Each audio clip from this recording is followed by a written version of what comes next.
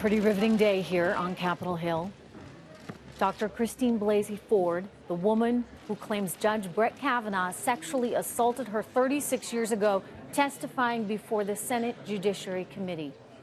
That hearing now in recess, but as soon as it resumes, it will be Judge Kavanaugh's turn to make his case. I'm Trish Regan. Welcome, everyone, to the Intelligence Report as we continue to watch Dr. Ford there being comforted, consoled by some members of her legal team. We did hear Chuck Grassley say at the end that he applauded her for her bravery coming forward. And an interesting comment that I would second there from Ms. Rachel Mitchell, representing the Republican senators, saying that, you know, this is not how an interview with a victim of sexual assault is normally done, nor how it should be done in 5-minute increments.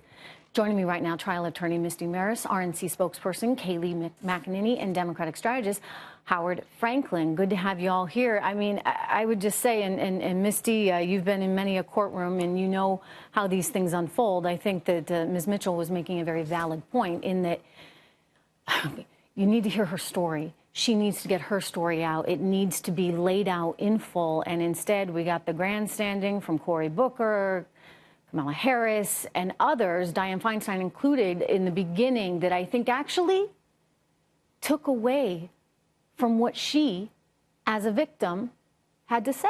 I agree with you, Trish. I think that the format here, these 5-minute increments, made it very difficult for the story to come across. I was really left almost wanting more. There were a lot of questions that remained unanswered. And I think Rebecca Mitchell did an excellent job. She treated this like a prosecutor. And in a courtroom, that's what you do. You build on the questions. It's a slow burn to the end when you get to the final questions that give you the answers that you need. But with every 5 minutes ending and then the Democratic side coming on and, quite frankly, not asking a question. And using it as an opportunity to bash the president, to bash the administration. I mean, they basically played into exactly what the administration has contended, Kayleigh, that this is a political stunt.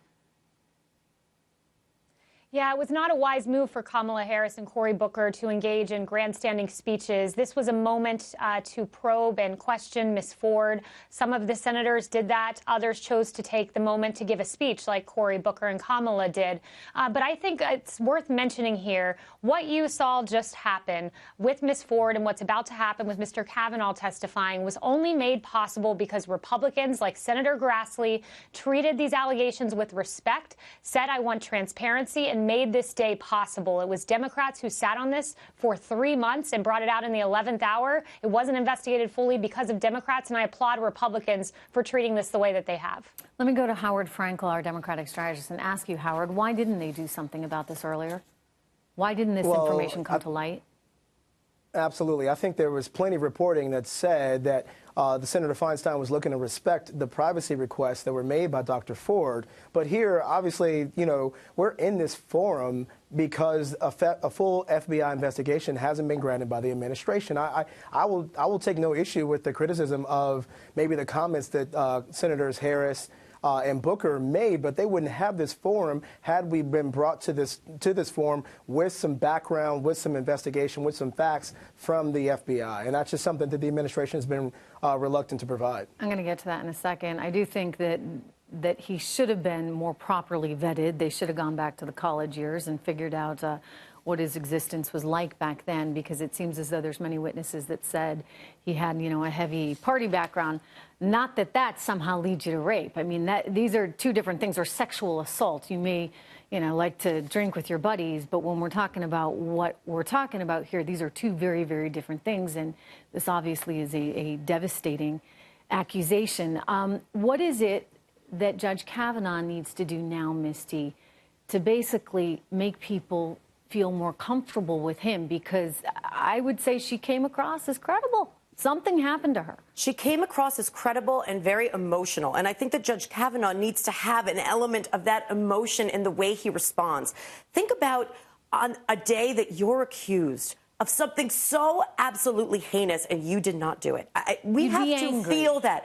You'd be angry, not to the point where you're attacking, of course not, but you would, or not necessarily defensive, but you would be angry and you would be just in your convictions. I have never done anything like that. Whether or not somebody may have run with a crowd that drank a little too much in high school or college, should he admit that? Doesn't mean, I think he has to, because at a certain point, it's not believable if you don't concede that, hey, you've made mistakes in your life. That's very different than committing a crime. That's two different things. So I think that he needs to come across with that element of sincerity, the same way that she did. Do you think he's afraid to say that? Afraid to say, yeah, you know, some of my buddies like to drink a little too much, because he's fearful that one thing might lead to another, and the assumption will be, well, maybe you just don't remember all the bad things you did. That's a great question. I mean, it seems as at this point he's been afraid to step on that slippery slope.